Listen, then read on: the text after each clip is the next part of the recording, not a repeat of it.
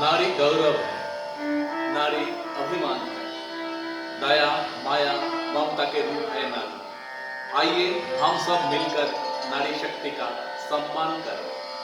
समदृष्टीने तृष्णा त्यागी परस्त्री जेने मातरे जीव